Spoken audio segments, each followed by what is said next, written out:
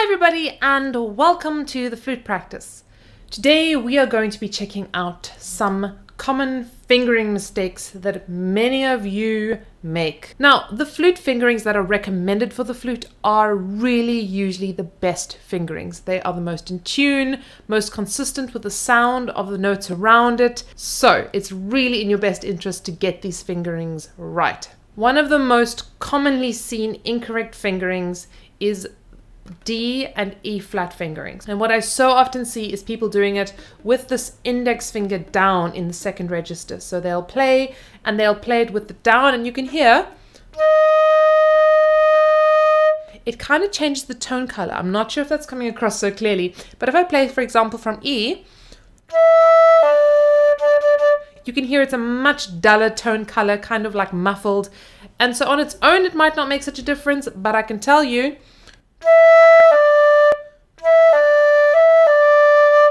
I think you can hopefully hear the difference there. The other big problem in this area is E. Very often people play it without the baby finger, and here again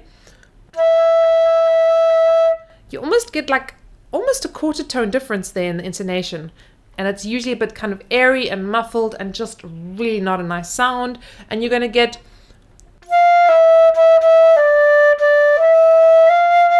hopefully, again, you can hear the subtle difference in the sound and the tone quality there. And trust me, in an age where it's all about your sound and your flute sound, you want to do everything to make sure you're getting the best possible sound on every note. The other very common mistake, just one note higher, is F sharp, where people so often play it with the middle finger instead of the ring finger. So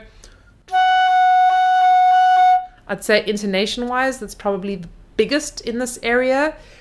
It really causes havoc and chaos. So guys, I know it's easier technically. I think actually all of these notes, it's easier to do, these cheat fingerings or these wrong fingerings, but they really affect the sound. And we want to be able to use these cheat fingerings for emergency extreme situations like trills or really fast passages where we have no time to do anything else. A great little exercise in this register is to do Taffanel and Gobert number 7. Really great. You can do it in G major.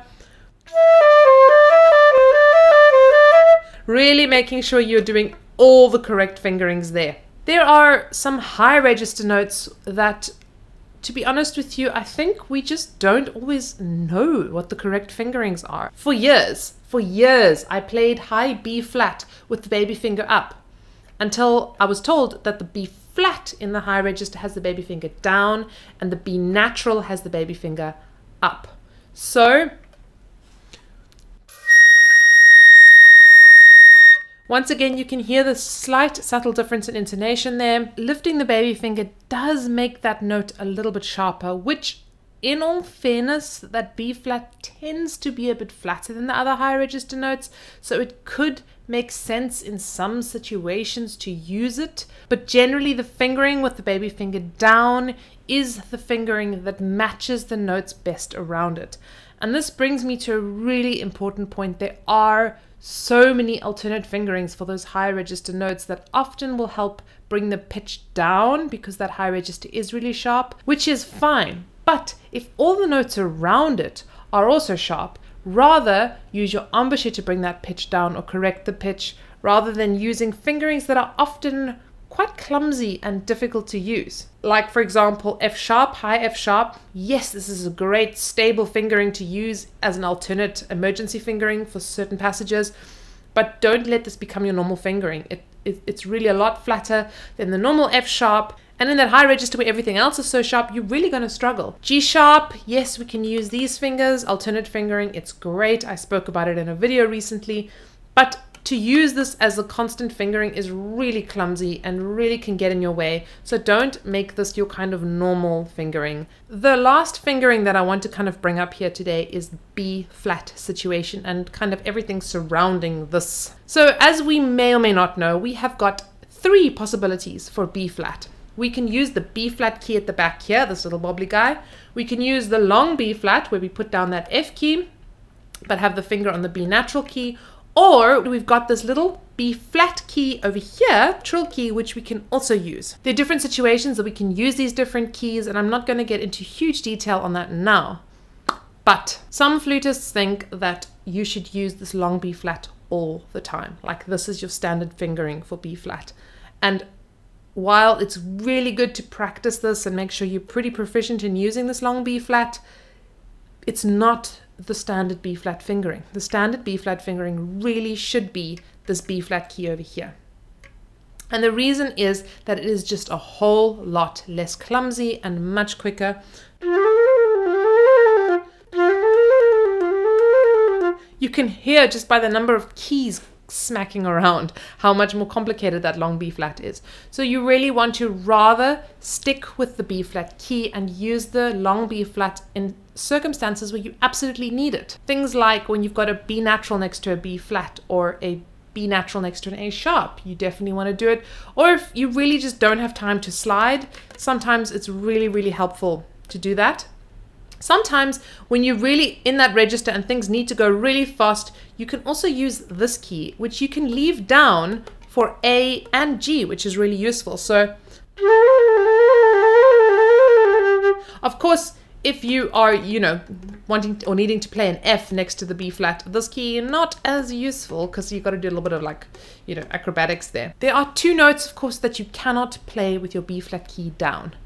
And those notes are high F sharp. You have to remove that B flat key, very important, and high B natural. You also need to remove that B flat key. So you really want to be careful that you are not playing your high F sharp with that B flat key down or your high B, because it's really going to muffle the sound and actually makes it quite difficult to play. Horrible note. And the same for the high B. In fact, that high B doesn't even want to play at all. So if you're struggling with that high B, maybe check that your B flat key is off. Guys, changing some of these fingerings takes some patient work. It often takes work away from the instrument, so we're not actually playing, but rather we're just looking at our instrument, or looking at our fingers rather, and really just calmly, patiently, slowly kind of undoing those bad habits. We all have them. I had them into my university years with that high B flat. So it's not like a train smash and it's nothing to be ashamed of. It's just something to work on, something to fix and something to get better at. I'm going to encourage you guys to hit subscribe down below and the grey notification button so you can get notified when my videos come out, and also join some of my social media pages like Facebook, Instagram, and of course Patreon, this wonderful platform where I really get to connect with you all on a very different level, and just a really cool bunch of people that are willing to support my work and the work that I do. Thank you, patrons. As always, you guys are rock stars. And I'm so grateful for each and every one of you. Until then, everybody, happy practicing and see you next time.